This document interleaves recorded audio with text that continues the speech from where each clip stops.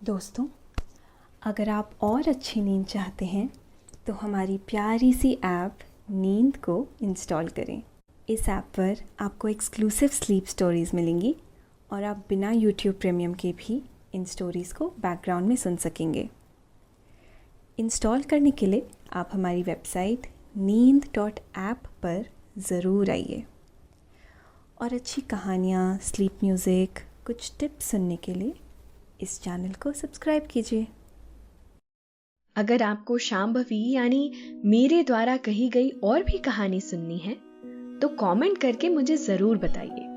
Like, share and subscribe करके हमें support करें।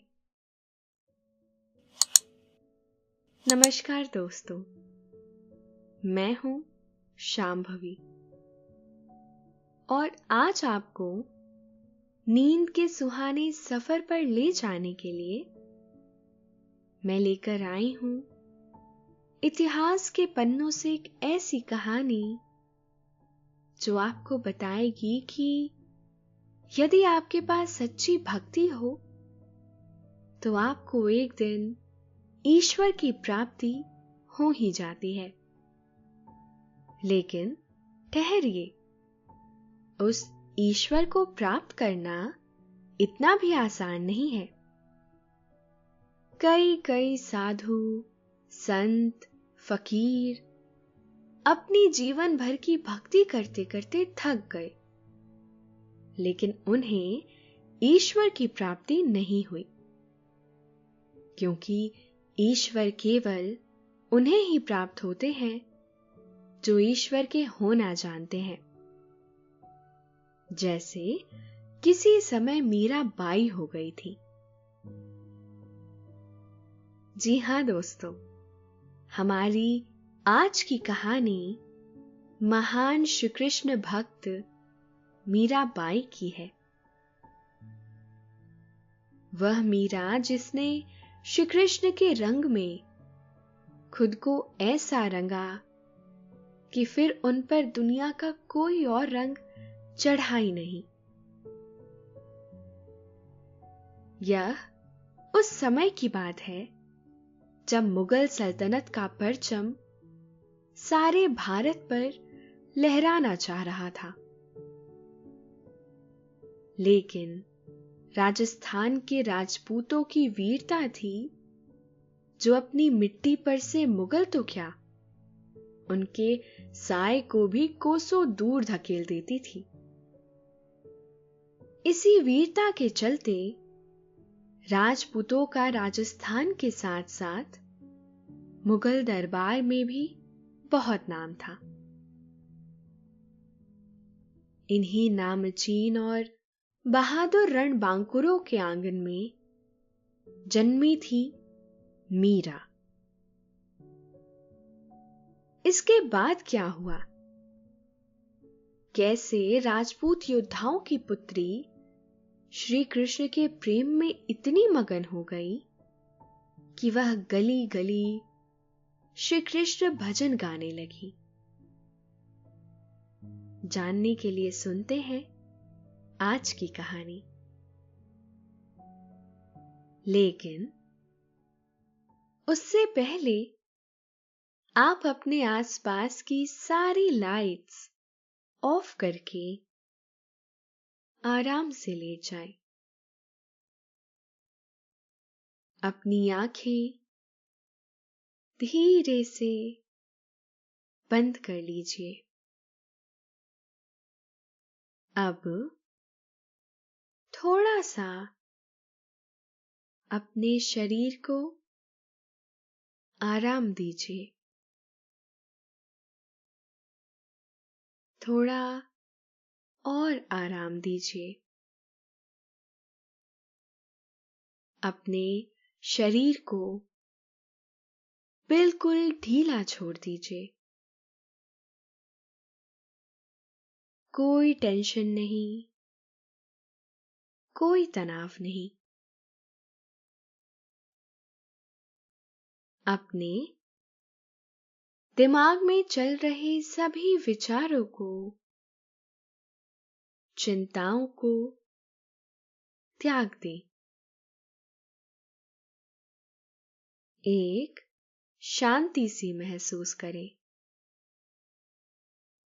सारी नेगेटिव, सारी पॉजिटिव विचारों को धीरे धीरे निकाल दें।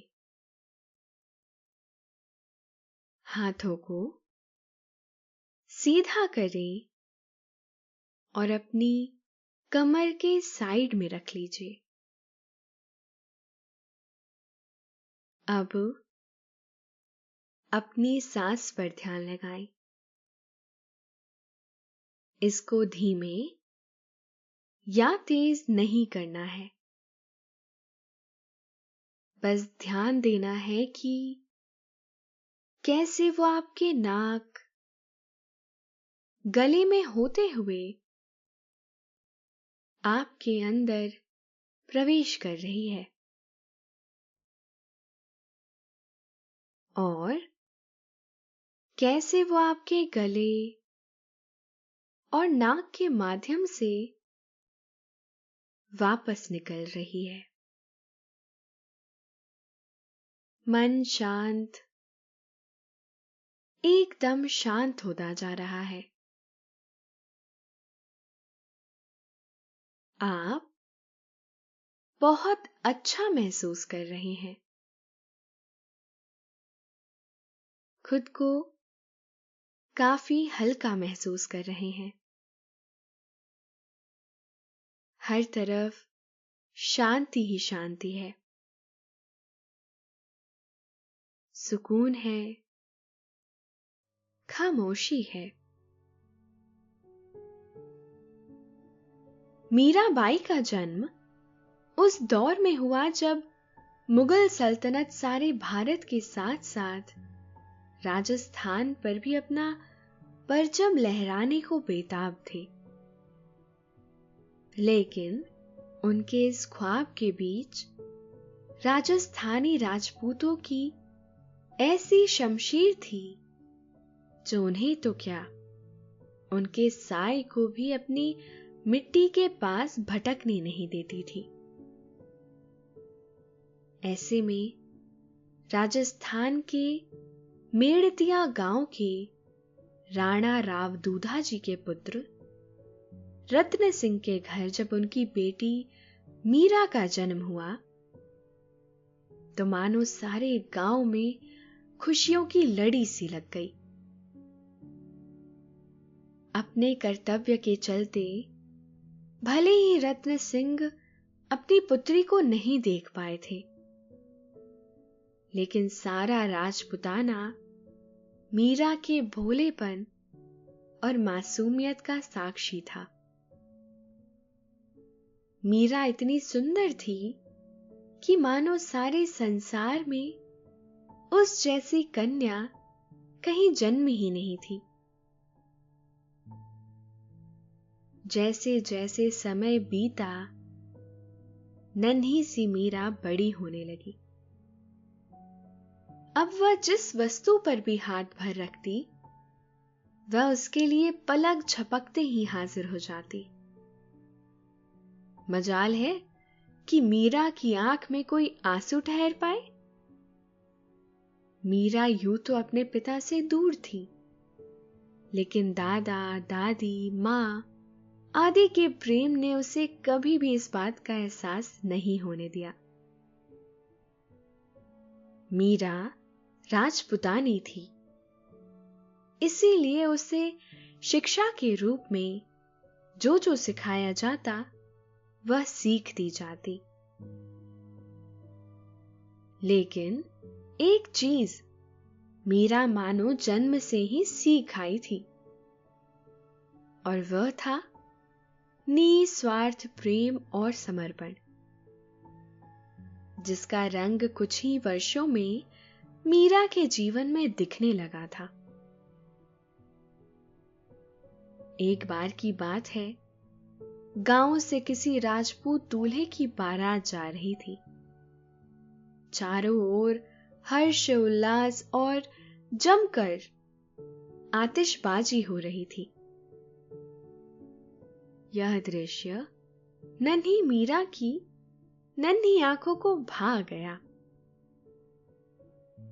हर बार की तरह इस बार भी मीरा भागते हुए मां के पास गई और बोली, मां, मेरी शादी किससे होगी? कौन होगा मेरा दूल्हा?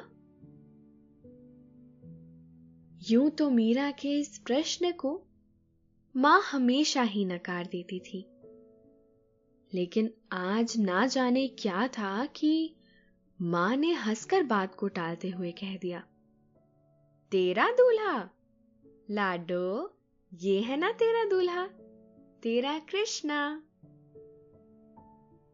मां का वह छोटा सा मजाक मीरा के नन्हे से हृदय पर ऐसी छाप छोड़ गया कि मीरा कृष्ण को अपने दूल्हे के रूप में देखने लगी। वे कान्हा की पूजा करती और उसे एक सच्चे मित्र की तरह अपनी हर बात बताती। प्रेम में बहुत सारी विशेषताएं होती हैं। उसकी एक विशेषता यह भी है कि वह प्रेमी से त्याग भी मांगता है और समर्पण भी। और मीरा तो मानो संसारिक मोह को त्याग कर स्वयं को श्री कृष्ण के आगे समर्पित करने के लिए तैयार कर रही थी। दिन बीतते जा रहे थे और मीरा कृष्ण रंग में बड़ी होती जा रही थी। मीरा के परिवार वाले दान धर्म में बहुत विश्वास करते थे। जो भी उनके दर पर आता, वे कभी खाली हाथ नहीं जाता था। इसी कारण उनके घर पर साधु संतों का आना जाना लगा रहता था। एक दिन ऐसे ही एक साधु उनके महल में पधारे। मीरा की दादी ने उन्हें जलपान करवाया और दान दक्षिणा भी दी। उनके इस निस्वार्थ सेवा भाव से वह साधु इतने प्रसन्न हुए कि रानी से बोले, रानी सा, मन में जो इच्छा हो मांग लो। इससे पहले कि रानी सा कुछ कहती, नन्ही मीरा ने साधु जी के पास रखे हुए उनसे उनके कान्हा की मूरत मांग ली। यह सुन रानी सा बोली, लाडो, ऐसा नहीं करते। साधु जी से उनके भगवान थोड़ी ना मांग सकते हैं। लेकिन दादी सा, उन्होंने खुद ही तो कहा था कि जो मन में आए मांग लो। कहते कहते मीरा ने अपनी आंखें भर ली। साधु जी ने कहा, रानी सा, इच्छा मांगने के लिए आपसे कहा था, ना कि इस बच्ची से। यह सुन मीरा ने बिना कुछ सोच विचार करते हुए कहा, साधु बाबा, अगर आप वो मूर्ति हमें दे देंगे तो क्या कान्हा आपके साथ नहीं रहेंगे? छोटी सी मीरा ने अनजाने में बहुत बड़ी बात कह दी थी, जो साधु जी को बिल्कुल अच्छी नहीं लगी। उन्होंने मूर्ति उठाई और अपने थैले में रखकर घर से प्रस्थान करने लगे। उनके जाते ही मीरा की आंखों से बेशकीमती मोती आंसू बनकर छम छम बरसने लगे। उन बरसती आंखों ने ना जाने साधु के मन में कैसा जादू किया कि उनके बढ़ते कदम रुक से गए। उन्होंने अपने थैले से कान्हा की मूर्ति निकाली और मीरा के नन्हे हाथों में थमा दी। यह दृश्य देखकर रानी सा असमंजस में पड़ गई और बोली, हे बाबा, कृपया ऐसा ना करे। बच्ची है, जिद में ना जाने क्या मांग बैठी। यह मूर्ति आपकी है, आप ले जाएं। साधु बाबा ने मुस्कुराते हुए कहा, समय बहुत बलवान है रानी सा। वैसे भी मुझे आज नहीं तो कल कान्हा को किसी और के हाथ सौंपना ही था, तो क्यों ना इस बच्ची को ही सौंप दिया जाए, जिसने कान्हा के लिए अपनी आंखों से ना जाने कितने मोती बहा दिए। बाबा ने मीरा से कान्हा का ध्यान रखने का वचन लिया और चले गए। अब तो मीरा को एक ऐसा सखा मिल गया था जो हर समय उसके साथ रहता था। दुनिया के लिए भले ही वो एक मूर्ति थी, लेकिन मीरा की नजरें उसमें कभी अपना दूल्हा देखती तो कभी दोस्त। समय बीतता जा रहा था और मीरा कृष्ण के रंग में रंगती गई। अब वह कृष्ण के प्रेम में भजन लिखती और साधु संतों को सुनाती, जिससे उसे संतों से खूब आशीर्वाद मिलता। मीरा के विवाह की उम्र भी निकट आ चुकी थी और बेटियों को सदा के लिए अपने घर आखिर कौन सा पिता रख पाया है। इसीलिए मीरा के लिए भी दूल्हे की तलाश शुरू हो गई। किंतु मीरा तो विवाह करना चाहती ही नहीं थी, क्योंकि मां ने तो बहुत पहले ही उसे उसके पति से मिला दिया था। कान्हा ही तो थे उसके पति। लेकिन यह बात वह किस किस को समझाती। इसी दौरान राणा संगा ने अपने बेटे कुंवर भोजराज का रिश्ता दूधा जी की पुत्री मीरा के लिए भिजवा दिया। सारे राजपुताना में वीर बहादुर राणा संगा की अलग ही पहचान थी। वह अपनी धरती मां की रक्षा में मुगल सल्तनत के खिलाफ डटे हुए थे। वह दिमाग से तेज और मां दुर्गा के भक्त थे। राजा दूधा जी ने क्षण भर की देरी किए बगैर ही रिश्ते के लिए हां कर दी और मीरा विवाह की बात सुनकर उसने वही कहा जो कहा जा सकता था। दादाजी, मेरा विवाह तो हो चुका है, मेरे कान्हा के साथ। मां ने खुद ही तो अपना दामाद कान्हा को चुना था। लेकिन कौन सुनता मीरा की यह पुकार। उसकी तो हर प्रार्थना बेअसर थी। लेकिन अभी तो उसके प्रेम की परीक्षा शुरू हुई थी। उसे अब समझ आने लगा था कि उसे अपने दादा दादी के कहे अनुसार ही विवाह करना पड़ेगा। सो मीरा ने जैसे तैसे खुद को तैयार किया। विवाह के दिन भी मीरा अपने कान्हा को नहीं भूली। वह जैसे जैसे स्वयं को तैयार कर रही थी, वैसे वैसे ही अपने कान्हा को भी तैयार कर रही थी। अपने कपड़ों के रंग के साथ ही मीरा ने कान्हा को भी दूल्हे की पोशाक पहनाई। कान्हा की पगड़ी, उनका कुर्ता, उनकी बांसुरी, कुछ भी छूटना नहीं चाहिए। आखिर उसके कान्हा उसके दूल्हा बनने वाले थे। मीरा जितनी ही खूबसूरत लग रही थी, उतनी ही वह खुद में खोई हुई थी, जिसे सबसे पहले राणा संगा की पुत्री उदाबाई ने पहचाना। वह अपने मन के भीतर ईर्ष्या को जन्म दे चुकी थी।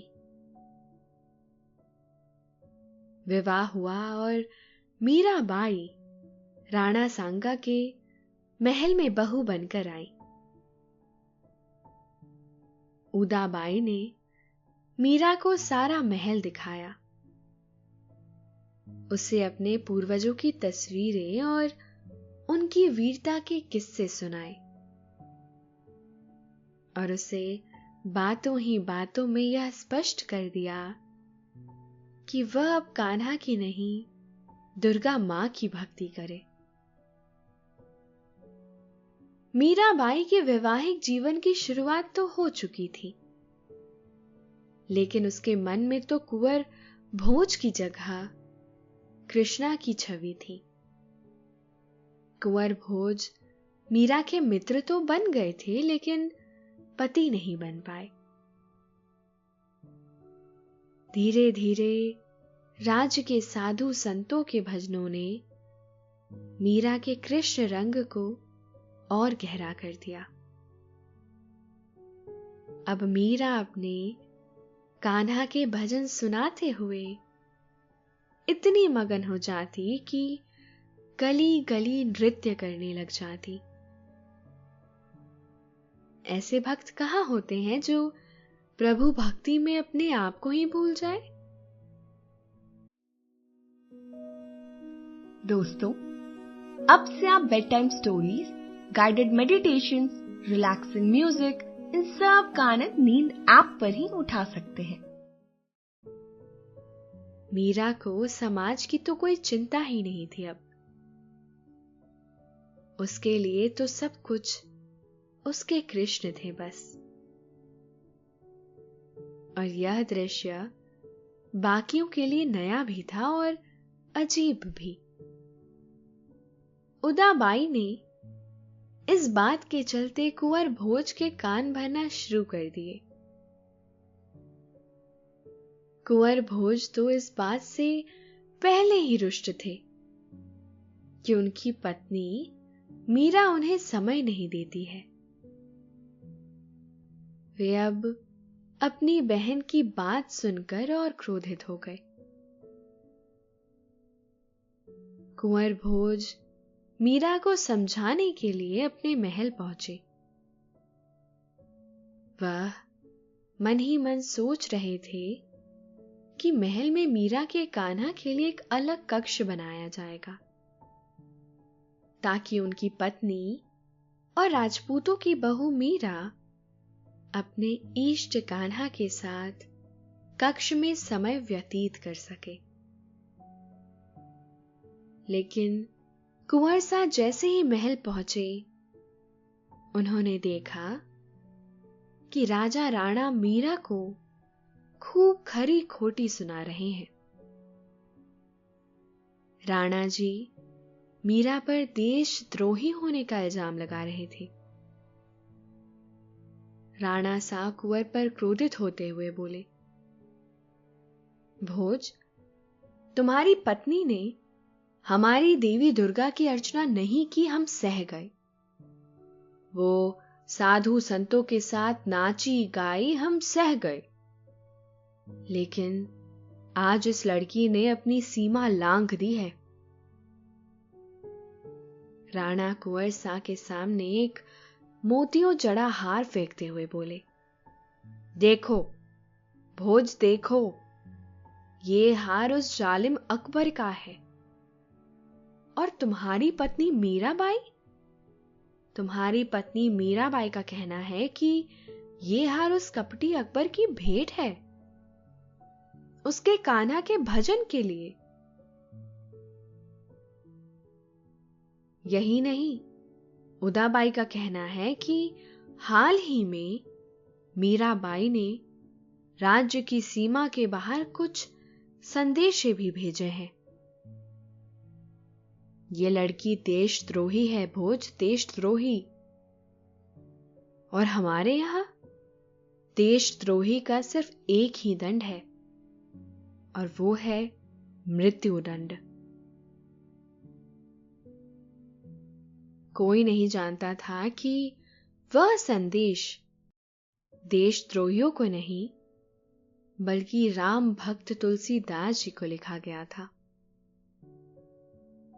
राणा अंगार की तरह तप रहे थे, और भोज, उन्हें तो कुछ भी समझ ही नहीं आ रहा था। वह मीरा से बेहद प्रेम करते थे, लेकिन अपने कुल, मिट्टी और पिता का अनादर भी वह नहीं कर सकते थे। उन्हें लग रहा था कि मानो किसी ने उनके हाथ पैर बांध दिए हों। मीरा को सलाखों में डाल दिया गया। कुंवर साहब भावुक होते हुए मीरा के पास गए और बोले, राणा जी से क्षमा मांग लो मीरा, वह तुम्हें क्षमा कर देंगे। आखिर गलती तो हर मनुष्य से होती है। क्षमा? लेकिन किस अपराध की क्षमा कुंवर साहब? क्या कृष्णा से प्रेम करना कोई अपराध है? मीरा ने हिचकिचाते हुए कहा। यह सुनकर कुंवर के सब्र का बांध टूट गया, और वह मीरा से बोले, यह लो चाबियां और भाग जाओ द्वारका, अपने कृष्ण के पास। लेकिन मीरा भी एक राजपुतानी थी। परिस्थिति से भागना तो उसे आता ही नहीं था, और वह अपने कुंवर की नाक भी तो नहीं कटा सकती थी। ऐसे में मीरा ने एक ही स्वर में कुंवर साहब से कहा, कुंवर साहब, आप मेरे और मेरे कान्हा के बीच में नहीं पड़िए। यह सुनकर कुंवर चुप हो गए। अगले दिन राणा के निर्देश की पूर्ति होने वाली थी। राणा नहीं चाहते थे कि मीरा के लहू से किसी के हाथ रंगे जाएं। इसीलिए उन्होंने तय किया कि इस देशद्रोही को विष का प्याला दिया जाए। ऐसा ही हुआ। मीरा अपना एक तारा लिए सारी प्रजा के सामने खड़ी थी। भक्त और भगवान के बीच की आज सारी सीमाएं नष्ट होने वाली थी। देखते ही देखते मीरा के हाथ में विष का प्याला थमा दिया गया, जिसे मीरा ने एक ही घूंट में पिया और जोर जोर से भजन गाती हुई मंदिर की ओर चल पड़ी। मंदिर जाते ही मंदिर के दोनों किवाड़ बंद हुए। अंदर मीराबाई के भजन गाने की आवाज कुछ तेज सुनाई दी। मेरे तो गिरधर गोपाल दूसरा ना कोई।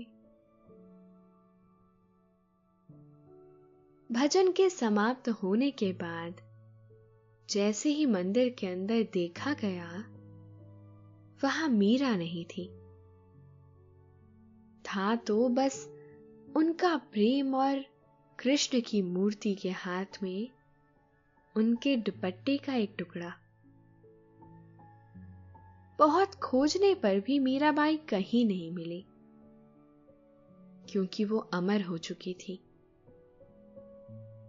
उनका प्रेम उन्हें उनके कान्हा के चरणों में पहुंचा चुका था। तो दोस्तों, अभी आपने यह कहानी सुनी। अब आप काफी अच्छा महसूस कर रहे हैं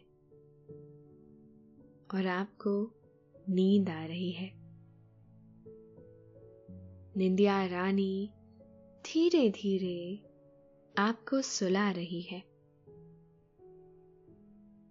आपकी आंखें भारी हो रही हैं। आप नींद के आगोश में समाते चले जा रहे हैं, समाते चले जा रहे हैं। शुभ रात्रि।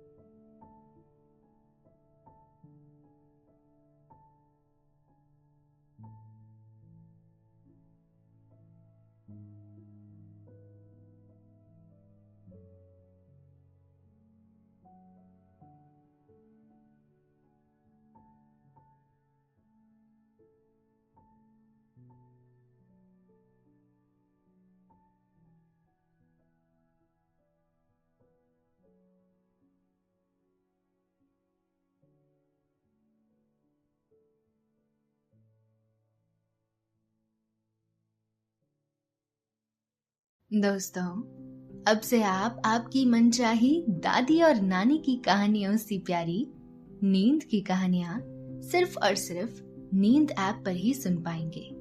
तो इसी तरह हमारे साथ कहानियों के जरिए जुड़े रहने के लिए आपकी अपनी नींद ऐप इंस्टॉल करें।